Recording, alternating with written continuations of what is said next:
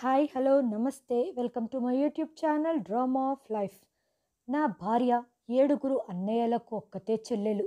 కానీ వివాహం తర్వాత ఆమె తల్లిదండ్రుల ఇంటికి వెళ్ళే మాటే ఎత్తటం లేదు. ఒకరోజు నేను అనుకోకుండాగా ఆమెను వాళ్ళ ఇంటికి తీసుకుని వెళ్ళాను. ఆమె ముఖం పాలిపోయింది, కానీ ఆమె ఏమీ అనలేదు. ఆ రాత్రి నేను ఇంటికి తిరిగి వచ్చాను. నా భార్య ఏడుస్తున్నట్లు కల వచ్చింది. నా గుండె బెదిరిపోయింది. నేను వెంటనే ఆమె తల్లిదండ్రుల ఇంటికి పరిగెత్తుకుంటూ వెళ్ళాను. కానీ ఇల్లు తాళం వేసి ఉంది. నేను వెనక్కి తిరిగేసరికి లోపలి నుండి అరుపులు వినిపించాయి. నేను గోడెక్కి లోపలికి వెళ్ళాను. నా ముందున్న దృశ్యం నన్ను దిగ్భ్రాంతికి గురిచేసింది. నా భార్య 7 అన్నయ్యలకు ఒక్కతే చెల్లి. ఆమెను చాలా ప్రేమించేవాళ్ళు. ఆమె 7 అన్నయ్యలు ధనవంతులైనప్పటికీ వారు నన్ను తమ చెల్లెలి కోసం ఎంచుకున్నారు. రవి స్వయంగా తన సోదరి దివ్యతో నాకు వివాహం చెయ్యాలనుకుంటున్నాడని చెప్పినప్పుడు నా చెవులను నేను నమ్మలేకపోయాను. దివ్యాను వాళ్ళు చాలా ప్రేమతో గారాబంగా పెంచారు. కానీ వాళ్ళు తమ సోదరిని నాకిచ్చి ఎందుకు వివాహం చెయ్యాలనుకుంటున్నారు? నిజానికి వాళ్ళ కుటుంబంతో తూగే అంత తాహత నాకు లేదు. నాకు దాదాపు 35 సంవత్సరాలు ఉంటాయి. నేను చామని ఛాయ రంగు కల యువకుడిని. చాలా కష్టం మీద నా ఇంటిని నడుపుకుంటున్నాను. వీధిలో నాకొక చిన్న కిరాణా దుకాణం ఉండేది. నా జుట్టు పల్చబడిపోయి బట్టనెత్తి అయిపోయింది. నాకు 10 ఏళ్ల వయసు ఉన్నప్పుడే నా తల్లిదండ్రులు చనిపోయారు. నాకు దగ్గరి బంధువులు ఎవ్వరూ లేరు. నాకు అమ్మాయినివ్వటానికి కూడా ఎవ్వరూ ఇష్టపడటం లేదు. నేను చాలా మందితో పెళ్లి గురించి మాట్లాడాను. కానీ వారు, ఈ మనిషి ఒంటరిగా ఉన్నాడు. అతనికి ముందు వెనక ఎవ్వరూ లేరు. ఒక చిన్న ఇంట్లో ఉంటాడు. ఒక చిన్న కిరాణా షాపు నడుపుతున్నాడు. అతను మా కూతురి అవసరాలు కూడా సరిగ్గా తీర్చలేడు అని అనేవారు. నా నల్లటి రంగు చూసి మామూలుగా ఉండే అమ్మాయిలు కూడా తల తిప్పుకునేవారు. రవి సోదరి అందంగా ఉండేది. ఆమె కుటుంబం మొత్తం ధనవంతులు. వారికి ఊర్లో చాలా మంచి పేరు, పలుకుబడి, గౌరవం ఉంది. ఈ రోజు వరకు నేను దివ్యను ఎప్పుడూ చూడలేదు. ఎందుకంటే ఆమె ఎప్పుడూ తన ముఖాన్ని ఒక దుప్పటాతో కప్పుకొని ఉండేది. నిజానికి రవి సోదరిని చూసే ధైర్యం అక్కడి యువకులు ఎవ్వరు చేసేవారు కాదు. ఎందుకంటే ఆమె సోదరులు ధైర్యవంతులు మరియు బాగా పలుకుబడి ఉన్నవాళ్ళు. వాళ్ళ అజమాయిషీ బాగా నడిచేది. ఆ ఏరియాలో వాళ్ళంటే భయపడని వారు లేరు.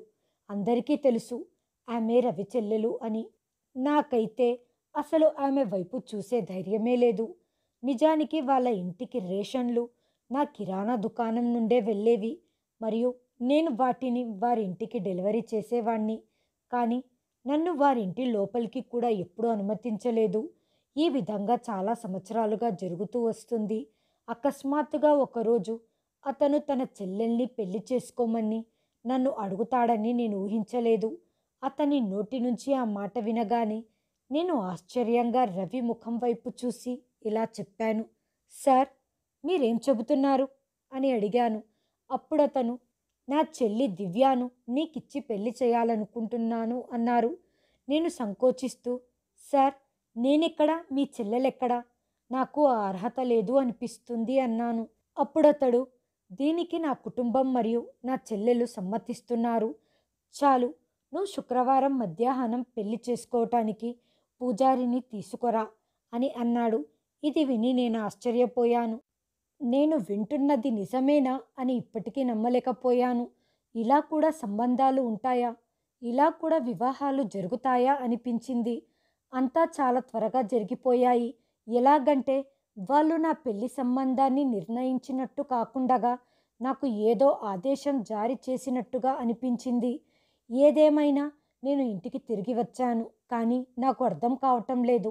రవి స్పృహలోనే ఉన్నాడా? లేకపోతే తన ఒక్కగానొక్క చెల్లెలి వివాహం నాతో చేస్తున్నాడా? నా లాంటి పేదవాడికి పేదలు కూడా తమ కుమార్తెను ఇవ్వటానికి ఇష్టపడటం లేదు. ఈ మాట నాకు చాలా ఆలోచనాత్మకంగా మరియు దిగ్భ్రాంతికి గురి చేసింది. నేను ఈ సందిగ్ధంలోనే సగం రాత్రి గడిపాను. అతను తన చెల్లిని నాకెందుకిచ్చి పెళ్లి చేయాలనుకుంటున్నాడు? బహుశా అతని సోదరి అంత అందంగా ఉండకపోవచ్చు. అందుకే ఏ సంబంధాలు రాలేదేమో అని నాకు అనిపించింది. కానీ ఒక అమ్మాయి అందంగా లేకపోయినా సంపద, ఆస్తి, తన సోదరుల ప్రభావంతో ఆమెకు ఖచ్చితంగా మంచి ప్రతిపాదన వస్తుంది. అలాంటప్పుడు వాళ్ళు నన్నెందుకు ఎంచుకున్నారు? నేను అంత అందంగా ఏమీ ఉండను. నన్ను చూసి అమ్మాయిలు తమ ముఖాలను తిప్పుకునేవారు. వాళ్ళ అసహ్యం వారి ముఖాలపై స్పష్టంగా కనిపిస్తుంది. అలాంటి నాకు రవి తన సోదరిని ఇచ్చి వివాహం చెయ్యాలని పట్టుపట్టడంలో ఆంతర్యం ఏమో నాకు అర్థం కాలేదు. రవి మరియు అతని సోదరులకు ఉన్న పేరు కారణంగా ప్రతి ఒక్కరూ వారితో సంబంధం కలుపుకోవటానికి ఆసక్తి చూపుతారు. అలాంటప్పుడు వారు నన్నెందుకు ఎంచుకున్నారు? 2 రోజులు ఆలోచించిన తర్వాత నేను ఒక నిర్ధారణకు వచ్చాను. అతని సోదరి చూడటానికి అందంగా ఉండకపోవచ్చు. ఆమెకు మంచి సంబంధం వచ్చి ఉండకపోవచ్చు. అందుకే నా ముందు ఈ ప్రపోజల్ పెట్టినట్టున్నారు. నాకు వయసొచ్చింది. నా కుటుంబాన్ని నడుపుకోవటానికి ఒక భార్య కావాలి. కాబట్టి నేను నిరాకరించలేదు. శుక్రవారం నాతో పాటు కొంతమంది సాక్షులను కూడా పెళ్లికి తీసుకెళ్లాను. రవి తన చెల్లెలితో నా పెళ్లి చెయ్యాలనుకుంటున్నాడని చెబితే నాతో వచ్చిన వాళ్ళంతా నా వైపు ఆశ్చర్యంగా చూస్తున్నారు. నేను కూడా వాళ్ళలాగే ఆశ్చర్యంతో ఉన్నాను. ఇది ఒక వింత వివాహం. ఆ అన్నా తమ్ముళ్ళు వేసుకున్న బట్టలు చూస్తే వాళ్ళు అయిష్టంగా ఉన్నట్టు అనిపించింది. 7 అన్నల ఏకైక చెల్లి వివాహం. అది కూడా చాలా సింపుల్గా జరుగుతుంది. వారి కుటుంబ సభ్యులు తప్ప బంధువులు ఎవ్వరూ ఈ పెళ్లికి హాజరు కాలేదు. ఎవ్వరికీ ఏమీ అర్థం కావటం లేదు. పెళ్లికి వచ్చిన వాళ్లకు కూడా నాలాగే చాలా ప్రశ్నలు ఉన్నాయి. కానీ సమాధానాలు ఎవ్వరి దగ్గర లేవు. పెళ్లి తర్వాత మాకు భోజనాలు వడ్డించారు. అది కూడా శాకాహారం మాత్రమే. పెరుగు లేదు, చట్నీ లేదు, స్వీట్లు లేవు. నేను చాలా ఆందోళన పడ్డాను. నేను ఇలాంటి పెళ్లిని ఎప్పుడూ ఎక్కడా చూడలేదు. పెళ్లి వాళ్ళను ఇలా స్వాగతించటం నేనెప్పుడూ చూడలేదు. అంతేకాకుండా ఇది 7 అన్నా తమ్ముళ్ళ ఏకైక చెల్లి వివాహం. వాళ్ళు తమ చెల్లెలి పెళ్లిని ఖరారు చేసి ఆమె పెళ్లి చేసేటప్పుడు వారు కుటుంబ సమేతంగా అందరినీ ఆహ్వానించి ఆనందంతో అందరికీ మంచి భోజనం కూడా అందిస్తారని నేను అనుకున్నాను. కానీ ఆమె పెళ్లి నాతోనే జరుగుతుందని నాకు తెలియదు. అసలు ఊహించలేదు కూడా. వాళ్ళు కట్నం రూపంలో నాకు ఒక్క పైసా కూడా ఇవ్వలేదు. ఆమె పెళ్లి దుస్తుల్లోనే నాతో పాటు ఇంటికి వచ్చేసింది. నేను చాలా ఆశ్చర్యపోయాను. నా ఇల్లు చాలా చిన్నది అయినప్పటికీ నేను కారును ఏర్పాటు చేశాను. నేను ఆమెను కారులో నా ఇంటికి తీసుకొని వెళ్ళాలి అనుకున్నాను. ఆ కారు కూడా ఒక పొరుగువారి కారు. వాళ్ళు నా అభ్యర్థనను అంగీకరించి ఇవ్వటం జరిగింది. నేను ఆమెకు పూర్తి గౌరవం ఇవ్వాలి అనుకున్నాను. నా మనసులో తలెత్తుతున్న ప్రశ్నలకు నా భార్యను సమాధానాలు అడుగుదామనుకున్నాను. మన పెళ్ళి ఈ విధంగా జరగడానికి కారణం ఏమిటి అని నేను అడుగుదామనుకున్నాను. ఆమె ఖచ్చితంగా అందంగా ఉండదని, అందుకే వారు ఆమెను నాకిచ్చి వివాహం చేశారు అనుకున్నాను. ఆమె వయసు కూడా ఎక్కువై ఉండవచ్చు, లేదా ఆమెకి తగిన వరుడు దొరికి ఉండకపోవచ్చు. ఇలా నా మనసులో చాలా ప్రశ్నలు మెదులుతూ ఉన్నాయి. ఏదేమైనా నేను ఇంటికి చేరుకున్న వెంటనే దివ్య చెయ్యిని పట్టుకున్నాను. కానీ ఆమె వణుకుతున్నట్టు నాకు అనిపించింది. ఆమె చాలా భయపడిపోయింది. నేను ఆమెను నా గదికి తీసుకెళ్లాను. నా గదిలో పాతకాలం నాటి పాత మంచం ఒకటి ఉంది. దానిని నేను కొంచెం డబ్బులతో పాలిష్ చేయించాను. నేను ఆమెతో, నువ్విక్కడ ప్రశాంతంగా కూర్చో. ఇబ్బందిగా ఉంటే తలపై ఉన్న దుపటాను తీసేసేయ్. నీకు ఆకలిగా ఉంటే తినటానికి ఏదైనా ఏర్పాటు చేస్తాను అని అన్నాను. ఆ అమ్మాయి ఏదైనా తిన్నదా లేదా ఆకలితో ఉందా అని నాకు తెలియకపోవటంతో నేను ఆమెను అడిగాను. ఆమె తల అడ్డంగా ఊపింది. నేను గది నుండి బయటకు వెళ్ళాను. నాలో ఒక వింత పరిస్థితి నెలకొంది. దాన్ని నేను అర్థం చేసుకోలేకపోతున్నాను. ఎందుకో నాకు తెలియదు, కానీ నా మనసులో ఒకదాని తర్వాత ఒకటి ప్రశ్నలు తలెత్తుతున్నాయి. మొదటిది, రవి తన సోదరిని నాకిచ్చి ఎందుకు వివాహం చేశాడో నాకు అర్థం కాలేదు. రెండవ ప్రశ్న ఏంటంటే, వివాహం ఎందుకంత రహస్యంగా జరిగింది? ఏ వేడుక జరగనట్టు, ఏ హంగామా లేకుండగా చేసే ఇలాంటి వివాహం ఎవరినైనా గందరగోళంలోకి నెట్టేస్తుంది. కారణం ఏమిటి అని నేను ఆలోచించటం ప్రారంభించాను. నాకు నాకు పెళ్ళికి కేవలం 8 రోజుల సమయమే ఉంది. కాబట్టి నేను పెళ్ళికి మానసికంగా సిద్ధంగా లేను. పెళ్ళి ఎందుకింత హఠాత్తుగా జరిపించారు అని ఆలోచిస్తూ సమయమంతా గడిచిపోయింది.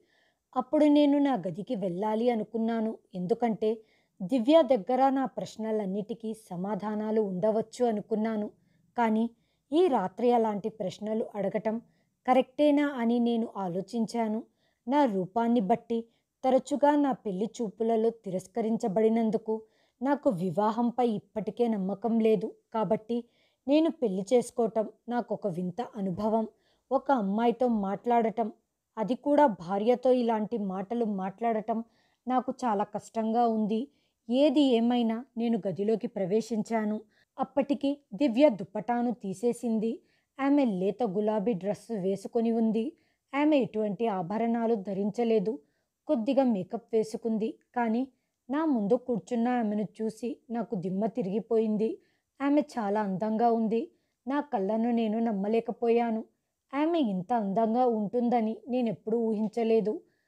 నన్ను దిగ్భ్రాంతికి గురి చేసిన రెండవ విషయం ఏంటంటే ఆమెకు 19 ఏండ్లు లేదా 20 సంవత్సరాలు మాత్రమే ఉండి ఉంటాయి. నాకు 36 సంవత్సరాలు. ఆమె ముందు నేను దేనిలో సరిపోను. దానితో నా మనసులో మరిన్ని ప్రశ్నలు తలెత్తటం ప్రారంభించాయి. రవి తన అందమైన సోదరిని నా లాంటి వ్యక్తికిచ్చి ఎందుకు వివాహం చేశాడు?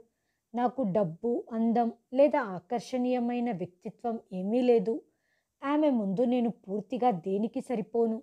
నేను మరింత మానసిక క్షోభలో చిక్కుకున్నాను. ఆమెను చాలా ప్రశ్నలు అడగాలని ఆలోచిస్తున్నాను. ఆమెను చూసినప్పటి నుంచి నా నోట మాట రాలేదు. ఇంకా నేనే ప్రశ్నలు అడగగలను? ఆమె అందం నన్ను నోట మాట రాకుండగా చేసింది. నేను వెంటనే మంచం మీద నుండి లేచాను. బహుశా ఆమె ఈ ప్రతిచర్యను ఊహించి ఉండకపోవచ్చు. ఆమె నా వైపు చూసింది. తర్వాత సిగ్గుతో తన చూపులను తిప్పుకుంది.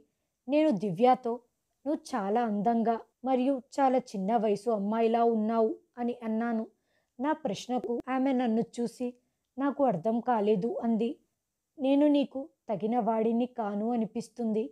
నేను అబద్ధం చెప్పటం లేదు, నిజమే చెప్పాను. నేను పూర్తిగా నిజాయితీగా ఉన్నాను. ఎందుకంటే నేనింకా మానసిక ఒత్తిడిలో ఉన్నాను అన్నాను. అప్పుడు దివ్య, "మీరిలా ఎందుకు మాట్లాడుతున్నారు?" అంది. నిజానికి ఆమె నన్ను చూసి బాధపడవలసింది. తన జీవితం నాలాంటి వాడితో ముడిపడినందుకు ఆ దేవుణ్ణి తిట్టుకుంటుంది అనుకున్నాను. కానీ ఆమె చాలా ప్రశాంతంగా ఉంది. ఎటువంటి ఆందోళన కానీ నిరుత్సాహం కానీ కనపడలేదు. ఆమె నన్ను కూర్చోండి అంది. నా మనసులో ఉన్న భావాలను నియంత్రించుకోవటానికి ప్రయత్నించాను. అక్కడే ఎదురుగా ఉన్న కుర్చీలో కూర్చున్నాను. నాకు రవిపై కోపం వచ్చింది. అతడు తన సోదరికి ఎందుకింత తీవ్రమైన అన్యాయం చేశాడో నాకు అర్థం కాలేదు. సింపుల్గా ఉండే అమ్మాయి నా లాంటి వ్యక్తిని వివాహం చేసుకుంది అంటే నేను ఆనందంగా ఒప్పుకునేవాణ్ణి. కానీ ఇంత అందమైన అమ్మాయితో నా పెళ్లి జరగటం వల్ల ఈ పెళ్ళిని నేను మనస్ఫూర్తిగా అంగీకరించలేకపోతున్నాను. దివ్య, నువ్వు ఇంత అందంగా ఉన్నావని నాకు నిజంగా తెలియదు. రవి తన సోదరిని నాకిచ్చి వివాహం చేస్తున్నాడు అంటే ఆమె ఖచ్చితంగా అంత అందంగా ఉండదని లేదా లేదా యావరేజ్గా కూడా ఉండదని నేను అనుకున్నాను. కానీ నువ్వు చాలా అందంగా ఉన్నావు. వయసులోనూ చిన్నదానిలా ఉన్నావు. నా ముఖంలో ఉన్న గందరగోళాన్ని ఆమె అర్థం చేసుకుంది. ఆమె నాతో, "నాకు ఈ పెళ్ళికి ఎలాంటి అభ్యంతరం లేదు. నేను నిన్ను ఇంతకు ముందే చూశాను" అని చెప్పింది. నా రూపాన్ని చూసినప్పటికీ ఆమె నన్ను వివాహం చేసుకోవటానికి అంగీకరించటం నన్ను మరింత ఆశ్చర్యపరిచింది. నేను అందంగా లేనందున అమ్మాయిలు సాధారణంగా నన్ను తిరస్కరించేవారు. నా ముందున్న 4 పళ్ళు బయటికి వచ్చి ఉండేవి. నేను మాట్లాడేటప్పుడు, నవ్వేటప్పుడు అవి ఎత్తుగా కనిపించేవి. నా రంగు కూడా అంత బాగా ఉండేది కాదు. నాలో ఎటువంటి ప్రత్యేకత లేదు. మరి ఇంతటి అందమైన అమ్మాయి నాతో పెళ్ళికి ఎలా ఒప్పుకుంది? చిత్ర విచిత్రమైన ఆలోచనలు నా మెదడులో రాసాగాయి.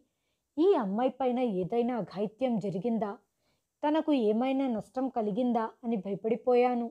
ఈ కారణం వల్లే వీళ్ళు ఆ అమ్మాయిని నాకిచ్చి పెళ్లి చేశారా? బహుశా ఇదే అయ్యుండవచ్చు. లేకపోతే ఇంత అందమైన అమ్మాయిని నాలాంటి అనామకుడికిచ్చి ఎందుకు పెళ్లి చేస్తారు? కానీ ఈ ప్రశ్న దివ్యను అడగాలంటే నాలో అలజడి ఏర్పడింది.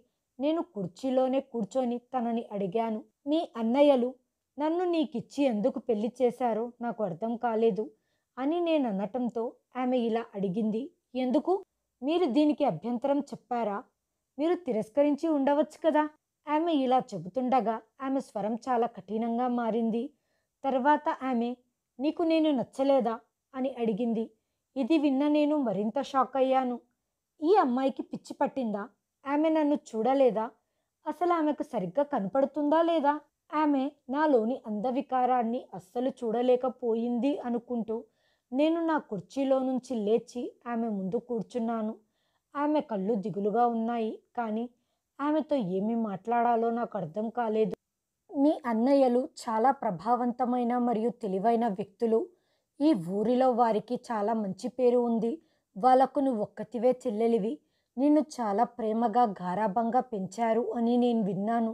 అలాంటిది నీ పెళ్ళిని ఇంత సింపుల్గా, అది కూడా నాలాంటి వ్యక్తితో ఎలా చేశారు అని అడిగాను. అప్పుడు దివ్య ఇలా చెప్పింది. నాతో మీ పెళ్ళి ఎలా జరిగింది అని పదే పదే ఇవే మాటలు ఎందుకు అడుగుతున్నారు?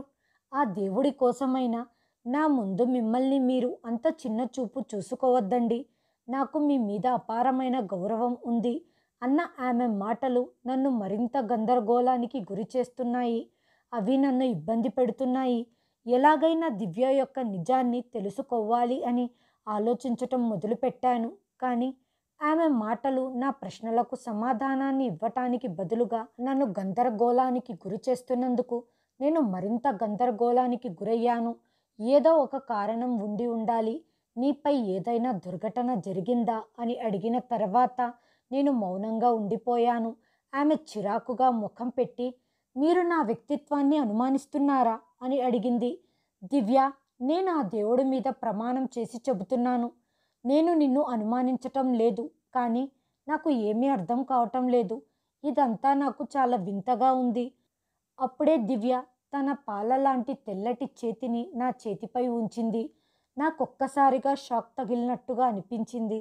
వెంటనే నేను నా చేతిని వెనక్కి లాగి తల దించుకొని గదిలో నుండి బయటికి వచ్చేశాను. నేను ఆ రాత్రంతా గదిలోకి వెళ్ళలేకపోయాను. హాల్లో ఉన్న ఒక పాత మంచం మీద పడుకుండిపోయాను. ఇదంతా నాకెందుకు వింతగా అనిపించిందో నాకు తెలియదు. కానీ నేను ఉదయం లేచినప్పుడు వంటగది నుండి పనిచేస్తున్న శబ్దం వినపడింది. మా వంటగది చాలా చిన్నది. అది హాల్లోనే అనుసంధానించబడి ఉంది. నేను కళ్ళు తెరిచి చూసేసరికి దివ్య టిఫిన్ రెడీ చేస్తూ ఉండటం చూశాను. నేను వెంటనే లేచి కూర్చున్నాను. ఇప్పుడు నేను చేసిన తప్పును తెలుసుకున్నాను. ఫస్ట్ నైట్ రోజు పెళ్లి కూతుర్ని ఒంటరిగా గదిలో వదిలేసి నేను బయటికి వెళ్ళిపోయాను. కానీ గత వారం రోజులుగా నా మనసులో మెదులుతున్న ప్రశ్నలు ఇంకా అలాగే ఉన్నాయి.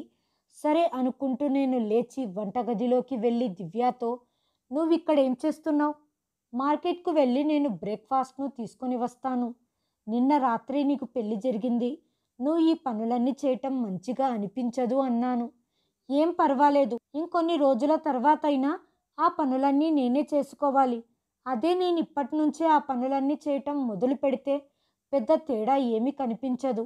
మీరు టీ తాగుతారా అని ఆమె వెంటనే టాపిక్ మార్చింది. నాకు అర్థం కావటం లేదు. అసలు తను అమ్మాయా లేక ఏదైనా వస్తువా అని. సరే, టీ చెయ్యి అని చెప్పాను. ఆమె నాతో కలిసి బ్రేక్ఫాస్ట్ చేసింది. ఆ అమ్మాయికి ఎటువంటి అభ్యంతరం లేనప్పుడు నేను ఎక్కువ ప్రశ్నలు అడగకూడదు అని అనుకున్నాను. ఆమె నిజంగా సంతోషంగా ఉంటే మంచిదే. నేను కూడా ఆమెను హృదయపూర్వకంగా అంగీకరించాలి అనుకున్నాను. కానీ నిజానికి నా అదృష్టానికి నేను భగవంతుడికి కృతజ్ఞతలు చెప్పాలి. ఆ రాత్రి నేను నా గదిలో పడుకున్నాను. పెళ్లి వేడుకల్లో నా భార్య చేతికి నా తల్లి ఉంగరాన్ని పెట్టాను. ఎందుకంటే నా దగ్గర అదే బంగారపు ఉంగరం ఉంది. ఆమె దానికి చాలా సంతోషించింది. పెళ్ళైన మరుసటి రోజు నా అత్తామామలు సంతోషంగా వచ్చి వారి కుమార్తెను ఆచారం ప్రకారం కొన్ని రోజుల పాటు తనని ఇంటికి తీసుకొని వెళ్తారని నేను అనుకున్నాను.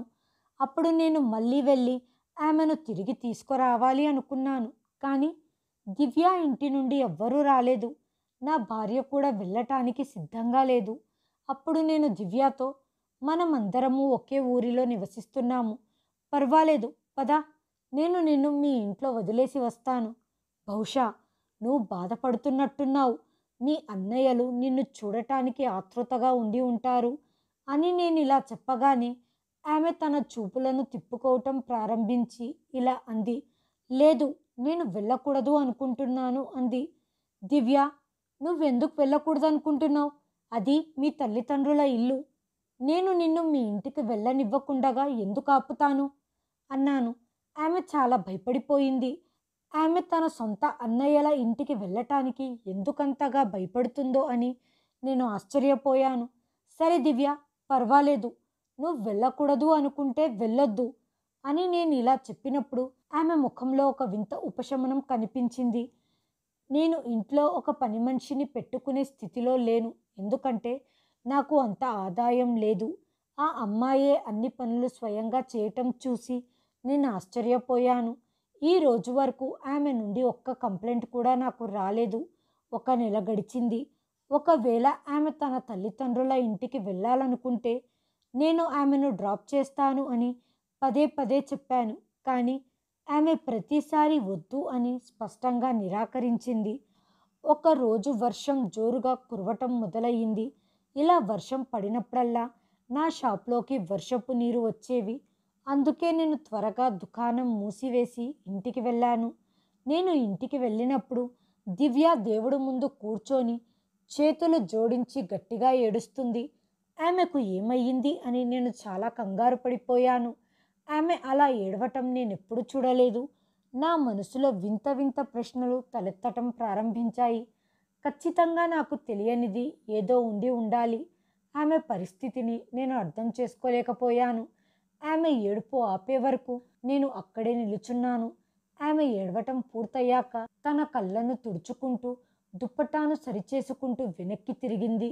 ఎదురుగా నిలబడి ఉన్న నన్ను చూసి ఆమె కొంత కంగారు పడిపోయి, మీరు త్వరగా వచ్చేశారే అని అడిగింది. అవును, బయట చాలా పెద్ద వర్షం కురుస్తుంది. ఈ వాతావరణంలో ఎవ్వరు కూడా సామాన్లు కొనటానికి షాప్కి రారు అని అన్నాను. సరే అయితే నేను వెళ్ళి మీకోసం టీ చేస్తాను. ఒకవేళ మీరు పకోడీలు తినాలనుకుంటే అవి కూడా చేస్తాను అంది. లేదు, నువ్వు ముందు ఇది చెప్పు, నువ్వు ఎందుకు ఏడుస్తున్నావు అని అడగగానే బయట అంత చలిగా ఉన్నప్పటికీ నా ప్రశ్న వినగానే ఆమెకు చెమటలు పట్టేశాయి. ఆమె తన దుపటాతో నుదుటిపై ఉన్న చెమటలను తుడుచుకుంటూ ఏమీ లేదు, పర్వాలేదు అని చెప్పి గది నుండి బయటికి వెళ్ళింది. ఆమె నా కోసం టీతో పాటు పకోడీలు కూడా చేసింది. ఆమె చేతుల్లో ఏదో మ్యాజిక్ ఉంది. అవి చాలా రుచికరంగా ఉన్నాయి. నేను లోపల నలిగిపోతూ ఉన్నాను. నేను రాత్రి నిద్రపోబోతుండగా అప్పుడే ఎవరో తలుపు గట్టిగా కొట్టారు. నేను మరియు దివ్య లేచి కూర్చున్నాము. నేను ఆమెతో, నువ్విక్కడే ఉండు, నేను వెళ్ళి ఎవరొచ్చారో చూసొస్తాను అని నేను బయటకు వెళ్ళాను. అప్పుడు ఇద్దరు యువకులు అక్కడ నిలబడి ఉన్నారు. వారు, రమేష్ అన్న, మీ దుకాణంలో మంటలు చెలరేగాయి అని అన్నారు. ఇది విని నేను భయపడ్డాను. నేను చెప్పులు లేకుండగా రోడ్డుపై పరిగెత్తాను. ఇది ఎలా, ఎప్పుడు జరిగిందో నాకు తెలియదు. కానీ నా దుకాణం నిజంగా కాలిపోతుంది. నాకు చాలా పెద్ద నష్టం జరిగింది. నా చిన్న దుకాణం పూర్తిగా కాలిపోయి బూడిదైపోయింది. నేను తల పట్టుకొని ఏడవటం ప్రారంభించాను. నాకు ఇలా జరుగుతుందని నేను ఊహించలేకపోయాను. దుకాణంలో దాదాపు 3,00,000 రూపాయల విలువైన వస్తువులు ఉన్నాయి. అగ్ని ప్రమాదంలో అవి అన్నీ కాలిపోయాయి. నేను 2 రోజులుగా దుకాణానికి వెళ్ళలేదు. వెళ్ళినా కూడా చేసేదేముంది? దుకాణంలో పెట్టడానికి ఏమీ మిగలలేదు. అలాగే నా దగ్గర డబ్బు కూడా లేదు. ఏ రోజు డబ్బులు ఆ రోజే సంపాదించుకొని తినే వాళ్ళలో నేను కూడా ఒకణ్ణి. నా కారణంగా దివ్య కూడా చాలా ఆందోళన చెందింది. నేను తల పట్టుకొని మంచం మీద కూర్చున్నాను. అప్పుడే దివ్య నా చెయ్యి పట్టుకొని, నువ్వెందుకింత ఆందోళన చెందుతున్నావు? అంతా బాగానే ఉంటుంది అని అంది. దివ్య, ఎలా బాగుంటుంది? దుకాణంలోని వస్తువులన్నీ కాలిపోయాయి. ఎలాగో అలా ఇంట్లో 2 పూటల భోజనం చేయగలిగే వాళ్ళం. ఇప్పుడు అది కూడా పోయింది. ఆమె తన ఉంగరాన్ని తీసి నాకిచ్చింది. దివ్య, నువ్వేం చేస్తున్నావు అని అడిగాను. ఆమె, ఏం పర్వాలేదు, నువ్వు దీన్ని అమ్మేసి షాప్ కోసం కొన్ని వస్తువులు కొనుక్కో అంది. దివ్య, నన్ను ఇబ్బంది పెట్టి సిగ్గుపడేలా చెయ్యకు. నేను నీకేమిచ్చాను? నీకివ్వటానికి నా తల్లి ఉంగరం తప్ప నా దగ్గర ఏమీ లేదు. నువ్వు అది కూడా నన్ను అమ్మమ్మని అడిగితే నేను బ్రతికి ఉన్నా చనిపోయినట్టే అవుతుంది. దీన్ని నువ్వే ఉంచుకో అని చెప్పి ఆ ఉంగరాన్ని నేను ఆమెకు తిరిగి ఇచ్చేశాను. నేను పట్టణానికి వెళ్ళి కిరాణా సామాన్లను కొనేవారి దగ్గర కొన్ని సామాన్లను అప్పుగా ఇవ్వండి, క్రమంగా నేను ఆ అప్పును తీరుస్తాను అని చెప్పాలని ఆలోచిస్తున్నాను. కానీ దివ్య ఇలా చెప్పటం మొదలుపెట్టింది. మీరు ఈ ఉంగరాన్ని అమ్మేసేయండి. మీరు ఇంత ఆందోళన చెందుతున్నప్పుడు నేను ఈ బంగారం వెండిని ఉంచుకొని ఏం చేసుకోవాలి? నాకు అర్థం కావటం లేదు.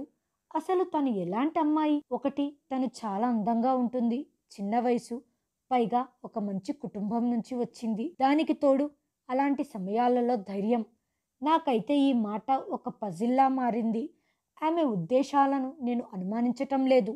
దేవుడు నన్ను అనుమతించాడు అనుకొని నేను ఆ ఉంగరాన్ని తీసుకొని పట్టణానికి వెళ్ళి దాన్ని అమ్మేశాను. నా తల్లి ఒక తులం ఉంగరాన్ని ఇంత జాగ్రత్తగా ఉంచుకుందని నాకు తెలియదు. ఆ ఉంగరానికి నాకు 1,00,000 రూపాయలు వచ్చాయి. దానితో కిరాణా సామాన్లు కొని నా దుకాణంలో ఉంచాను. కానీ నాకు ఇంకా కొంత డబ్బు అవసరం ఉంది. ఇల్లు ఎలాగో అలా నడుస్తుంది. కానీ నాకు కొంత అప్పు కూడా ఉంది. నేను అప్పులను త్వరలోనే తీర్చేస్తాను అని వారిని చాలా వేడుకున్నాను. కానీ వాళ్ళు వినటానికి సిద్ధంగా లేరు. వారు నా ఇంటి గుమ్మం వద్దకు వచ్చి నన్ను తిట్టి వెళ్ళిపోయారు. నేను లోపలికి వచ్చినప్పుడు దివ్య ఏడుస్తుంది. ఏమండి, నా దగ్గర ఇంకేదైనా ఉంటే మీకోసం దాన్ని కూడా అమ్మేసేదాన్ని అని చెప్పింది.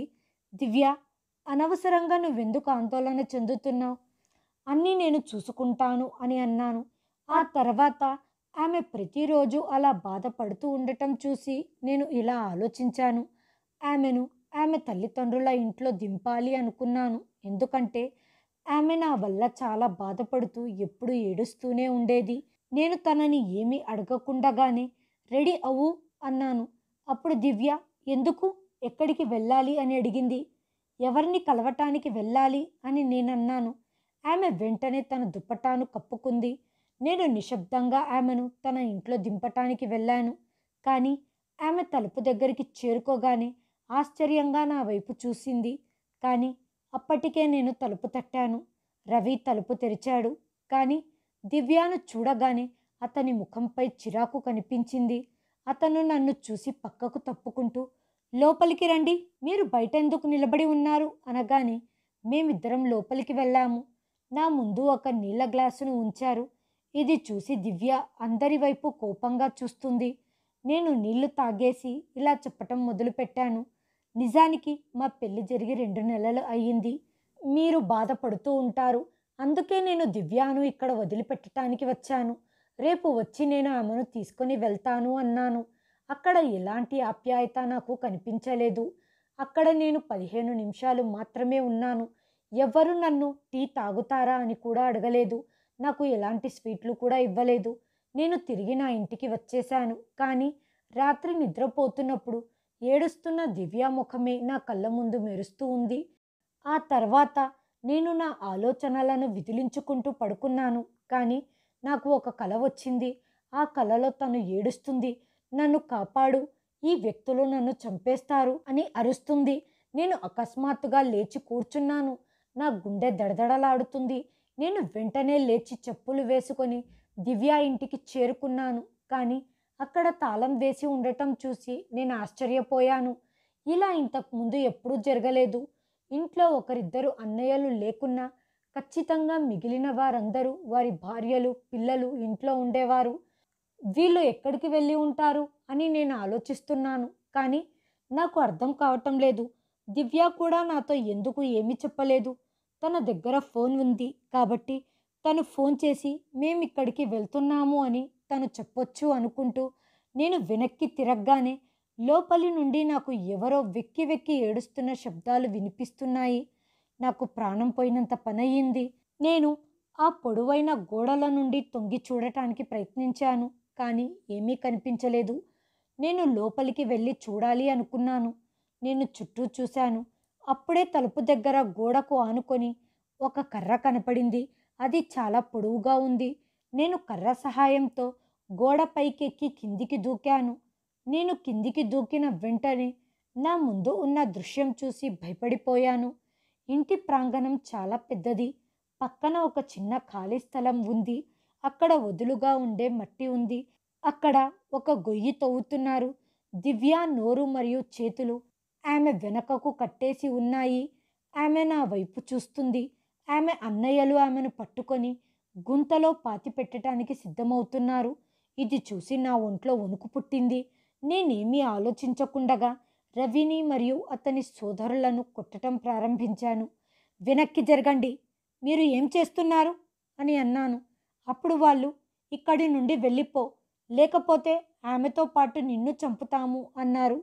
మీకు సిగ్గుగా అనిపించటం లేదా? అన్నయ్యల ఉండి సొంత చెల్లెల్ని ఇలా చేస్తారా? నా భార్యతో ఇంత క్రూరత్వంగా వ్యవహరిస్తున్న వారిని చూసి నా హృదయం వేదనతో నిండిపోయింది. దయచేసి నా భార్యను వదిలేయండి, లేకపోతే నేను గట్టిగా అరిచి అందరినీ పిలుస్తాను అన్నాను. బహుశా నా బెదిరింపులకు వాళ్ళు భయపడినట్టున్నారు. వారు దివ్యాను విడిచిపెట్టిన వెంటనే ఆమె నా దగ్గరికి పరిగెత్తుకుంటూ వచ్చింది. ఆమె భయపడిపోయింది. మీరిదంతా ఎందుకు చేస్తున్నారు అని నేను అడిగాను. అప్పుడు వాళ్ళు ఇలా చెప్పటం మొదలుపెట్టారు. ఈ దురదృష్టవంతురాలైన స్త్రీ మా ఆస్తిలో వాటా కావాలి అని డిమాండ్ చేస్తుంది. ఆడపిల్లలకు ఎటువంటి వాటా ఉండదు అని మేమిప్పటికే ఆమెకు చాలాసార్లు చెప్పాము. మా కుటుంబంలో కుమార్తెలకు వారసత్వంగా వచ్చే ఆస్తిలో ఎటువంటి వాటా ఇవ్వరు. కానీ ఆమె కోర్టుకు వెళ్ళి తన వాటాను ఖచ్చితంగా దక్కించుకుంటాను అని చెబుతుంది. ఎట్టి పరిస్థితిలో కూడా తనకు వాటా ఇవ్వకూడదు అని మేము నీలాంటి వ్యక్తితో ఆమెకు వివాహం చేశాం. ఒకవేళ ఆమె భర్త బాగా చదువుకొని ఉంటే అతను ఆమెకు అండగా నిలిచి మా నుండి ఆస్తిని డిమాండ్ చేసేవాడు. దానికోసం కోర్టుకు కూడా వెళ్ళేవాడు అని మాకు తెలుసు. కానీ నువ్వు బలహీనమైన వ్యక్తివి అని మాకు తెలుసు. నువ్వు ఎక్కువగా చదువుకోలేదు, అందుకే నువ్వు మమ్మల్ని ఎదిరించలేవు. నువ్వు నీ వాటా కావాలి అని మా ముందు నిలబడి ఎన్నడూ మమ్మల్ని అడగలేవు అన్న వారి మాటలు విన్న తర్వాత నాకు చాలా బాధగా అనిపించింది. నేను దివ్య చేయి పట్టుకొని వాళ్ళతో ఇలా చెప్పాను. తలుపు తెరవండి, బయటికి వెళ్ళాలి అన్నాను. అప్పుడే వాళ్ళ అన్నయ్యలలో ఒక అన్నయ్య గోడ పైకెక్కి బయటికి వెళ్ళి తాళం తీశాడు. నేను దివ్యాను ఇంటికి తిరిగి తీసుకొచ్చాను. ఆమె విపరీతంగా ఏడుస్తూ ఉంది. ఆమె నోటికి మరియు చేతులకు కట్టిన కట్లను తొలగించాను. ఇంటికి వచ్చాక నేను దివ్యతో, దివ్య, ఇదంతా తెలిసి కూడా నువ్వు నీ వాటా కావాలి అని ఎందుకు డిమాండ్ చేస్తున్నావు? నువ్వు చాలా బాధపడుతున్నట్టున్నావు అని అడిగాను. అవును, నేను చాలా బాధపడుతున్నాను. నేను కేవలం నా హక్కులను మాత్రమే డిమాండ్ చేస్తున్నాను. నా అన్నయ్యలు నన్ను చాలా ప్రేమిస్తున్నట్టు, నన్ను జాగ్రత్తగా చూసుకుంటున్నట్టు ప్రపంచం ముందు నటించారు. కానీ నిజానికి వాళ్ళు ఆస్తిని, సంపదను మాత్రమే ప్రేమిస్తున్నారు అనటంతో, అవును దివ్య, వాళ్ళు నీతో సరిగ్గా వ్యవహరించలేదు. నాలాంటి వ్యక్తితో నీ పెళ్లి జరిపించారు. లేదు, నేను ముందు ఇలాగే అనుకున్నాను. కానీ ఇప్పుడు నన్ను నేను అదృష్టవంతురాలుగా భావిస్తున్నాను. ఎందుకంటే నువ్వు చాలా మంచి వ్యక్తివి, దయగల హృదయం కలిగిన వాడివి. కానీ నా అన్నయ్యలకు నా హక్కులను లాక్కొనివ్వను. నా హక్కుల కోసం నేనే పోరాడుతాను. నేను కోర్టులో వారిపై దావా వేసి నా వాటాను పొందుతాను అంది. దివ్య, నాకేమీ వద్దు. నన్ను బాగా అర్థం చేసుకునే నీలాంటి భార్య నా జీవితంలోకి రావటం నా అదృష్టం. నాకు నీ నుంచి వచ్చే డబ్బు మీద ఎటువంటి ఆసక్తి లేదు. నేను కష్టపడి పనిచేస్తున్నాను. ఆ దేవుడే నాకు ప్రతిఫలం ఇస్తాడు. ఓపిగ్గా, నిజాయితీగా, నీతిగా ఉన్నవారికి మాత్రమే ఆ దేవుడు ఎల్లప్పుడూ సహాయం చేస్తాడు. సరిగ్గా అదే జరిగింది. కొన్ని రోజుల్లోనే నా దుకాణం చాలా బాగా నడవటం ప్రారంభించింది. లాభాలు రావటంతో అప్పులను తీర్చేశాను. ఇప్పుడు మా ఇంట్లో చాలా సౌకర్యాలు వచ్చేశాయి. మేము సౌకర్యవంతమైన జీవితాన్ని జీవిస్తున్నాము. ఇంతలో దివ్య అన్నయ్యలకు వ్యాపారంలో కోట్లాది రూపాయల విలువైన నష్టాలను చవిచూశారు. ఇతర దేశాల నుండి దిగుమతి చేసుకున్న వారి బట్టలు షిప్పులో తెస్తుండగా ఆ షిప్పులో మంటలు చెలరేగి బట్టలు అన్నీ కాలి బూడిద అయిపోయాయి. అందరూ భయభ్రాంతులకు గురై ప్రతి ఒక్కరూ ఏడుపు పెడబొబ్బులతో పిచ్చివారైపోయారు. తమ చెల్లి వాటాను తిన్నందుకు ఆ దేవుడే వారిని శిక్షించాడు. తమ అక్క చెల్లెళ్ళ హక్కులను లాక్కున్నంతకాలం సోదరులు ఎప్పటికీ అభివృద్ధి చెందలేరు. అక్క చెల్లెళ్ళ ఆశీర్వాదాలు సోదరులకు విజయాలను తెచ్చిపెడతాయి. అలాగే వారి శాపాలు మరియు శాపనార్థాలు వారిని నాశనం చేస్తాయి. కాబట్టి నేను మిమ్మల్ని ఒక్కటే అభ్యర్థిస్తున్నాను. దయచేసి మీ సోదరీమణుల హక్కులను ఎప్పుడూ లాక్కోవాలని ప్రయత్నించొద్దు. వారికి వారి పూర్తి హక్కులను ఇవ్వాలని నేను మిమ్మల్ని కోరుతున్నాను. హాయ్ ఫ్రెండ్స్, ఈ వీడియోను చివరి వరకు చూసినందుకు ధన్యవాదాలు. ప్లీజ్ సబ్స్క్రైబ్ చేయండి, లైక్ చేయండి, షేర్ చేయండి, కామెంట్ చేయండి. Thanks for watching.